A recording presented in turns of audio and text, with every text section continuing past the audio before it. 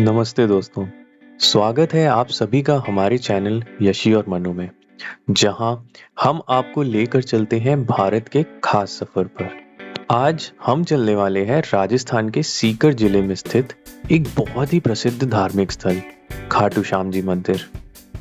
दोस्तों, अगर आप खाटू श्याम जी के बारे में नहीं जानते हो तो ये नाम सुनते ही आपके मन में सवाल जरूर उठते होंगे कि आखिर ये खाटू श्याम जी कौन है और इनका इतना महत्व क्यों है। दोस्तों, खाटू श्याम जी की कहानी महाभारत के युग से जुड़ी हुई है।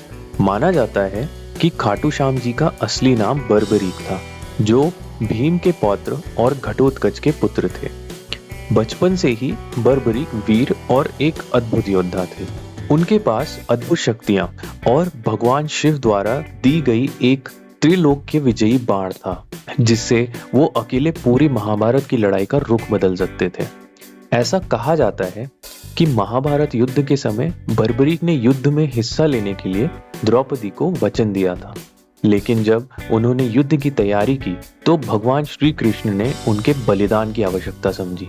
श्री कृष्ण ने उनसे पूछा कि वो किस पक्ष का साथ देंगे, तो बर्बरीक ने कहा कि वो हमेशा हारने वाले का साथ देंगे। इसी पर श्री कृष्ण को एहसास हुआ कि अगर बर्बरीक युद्ध में शामिल होते हैं तो युद्ध का परिणाम बदल सकता है। तब श्री कृष्ण ने उनसे अपना शीश बलिदान में मांगा और उनके इस बलिदान के बाद उनका शीश खाटू में स्थापित किया गया। इसी कारण आज उन्हें श्री श्याम के नाम से पूजा जाता है। यहाँ हर साल लाखों श्रद्धालु खाटू श्याम जी के दर्शन के लिए आते हैं। ऐसा कहा जाता है कि खाटू श्याम जी की पूजा करने से सभी मनोकामनाएं पूरी हो जाती हैं। खासकर संघर्ष के समय जो विजय की कामना के लिए भक्त यहाँ दर्शन करने आते हैं, उनकी। खाटू श्याम जी को भगवान श्री कृष्ण का अवतार भी माना जाता है और इसीलिए उन्हें कलयुग के कृष्ण का रूप भी कहा जाता है। खाटू श्याम जी मंदिर में विशेषकर फाल्गुन मास में एक बहुत बड़ा मेला भी लगता है, जहाँ श्रद्धालु बड़ी संख्या में शामिल होते हैं। तो चलिए दोस्तों, अब आपको बताते हैं कि दिल्ली गुड़गांव से खाटू श्याम जी मंदिर तक की यात्रा कैसे की जाती है। हम गुड़गांव से चले थे, तो गुड़गांव से खाटू श्याम जी की दूरी करीब करीब 250 किलोमीटर है, जिसे आप रोड ट्रिप से लगभग 4 से 5 घंटे में पूरा कर सकते हैं। गुड़गांव से सबसे आसान रास्ता दिल्ली जयपुर हाईवे यानी NH-48 के द्वारा है। जयपुर हाईवे पर आप सबसे पहले मानेसर, फिर धरहेड़ा, फिर रेवाड़ी, फिर नरनौल जैसे प्रमुख स्थलों से गुजरते हैं। रेवाड़ी के बाद जयपुर हाईवे में खाटू श्याम जी के लिए सीकर की तरफ निकलना होता है। रास्ते में आपको कई ढाबे और रेस्टोरेंट भी मिलेंगे, जहां आप रुककर कुछ खा सकते हैं।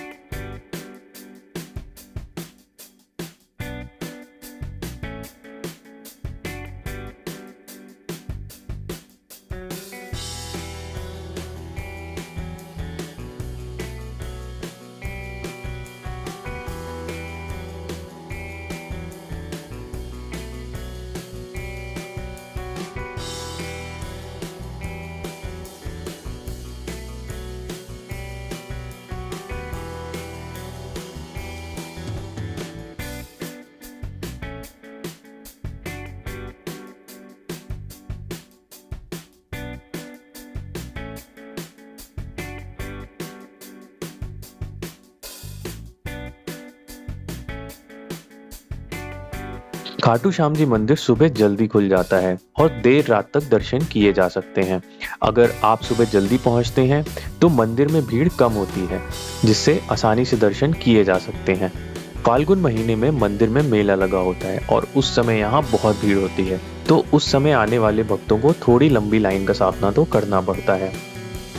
खाटू श्याम जी में ना केवल मंदिर बल्कि आसपास घूमने के लिए और भी बहुत सारे धार्मिक स्थल हैं, जैसे कि कीरटपुरा और श्याम कुंड। कहा जाता है कि बर्बरीक का शीश इसी कुंड में धोया गया था।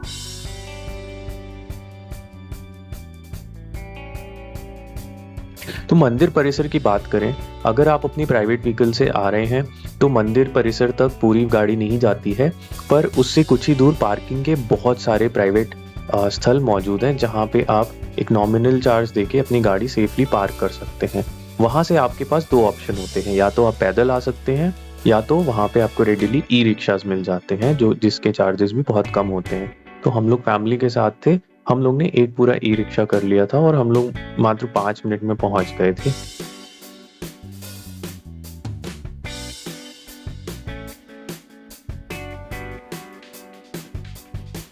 तो मंदिर परिसर से 100-200 मीटर पहले से ही आपको शॉप्स मिलने लगेंगे, जहाँ पे आप अपने हाथ मुंह धो सकते हैं, अपने जूते रख सकते हैं और प्रसाद भी ले सकते हैं।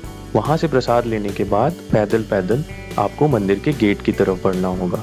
जैसा कि आप वीडियो में देख रहे हैं, यहाँ से मंदिर की एंट्री है और यहाँ पे एक ऑर्गेनाइज्ड वे में इन्होंने लाइन्स के लिए रेलिंग्स लगा रखी हैं, तो इससे क्या होता है, सीधी-सीधी लाइन चलती है और कोई भगदड़ और हड़बड़ी वाला माहौल नहीं होता। यहाँ पे वीआईपी दर्शन के ऑप्शन भी अवेलेबल है। मंदिर के अंदर जाने पर आपको भक्तों की भीड़ और भजन की गूंज सुनाई देती है, जिससे मन को शांति का अनुभव होता है। यहाँ की पवित्रता और धार्मिकता लोगों के दिलों को छू जाती है।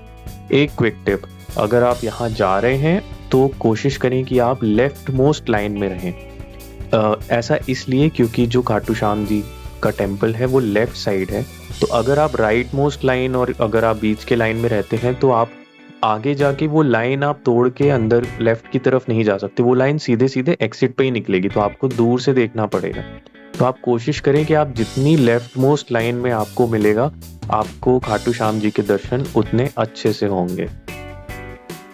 खाटू श्याम जी के सामने पहुंचेंगे तो आपको 5 से 10 सेकंड का ही वक्त आपको मिलता है, जिसमें आप उनके दर्शन कर सकते हैं। और जगह जगह प्रसाद रखने के लिए, इत्र रखने के लिए अलग से स्थान बनाए हुए हैं, अलग से मार्किंग्स हैं कि यहाँ पे इत्र रख दीजिए, यहाँ पे नारियल चढ़ा दीजिए, यहाँ पे प्रसाद चढ़ा दीजिए। वहाँ पे आपको उन बॉक्सेस में प्रसाद और इत्र डालना होता है। इसके बाद जो जवान है वो आपको एक्सिट लाइन की तरफ धीरे धीरे गाइड करते जाएंगे। अगर आप शाम के समय आ रहे हैं तो यहाँ की आरती बिल्कुल नहीं मिस करें, वो 10 मिनट एक अलग माहौल होता है यहाँ पे। मुख्य गर्भगृह में खाटू श्याम जी का रूप देखने के बाद भक्तों को एक विशेष अनुभूति होती है। दोस्तों, खाटू श्याम जी का दर्शन करना एक अद्भुत अनुभव है। यहाँ आकर जो शांति मिलती है उसे शब्दों में बयां करना मुश्किल है।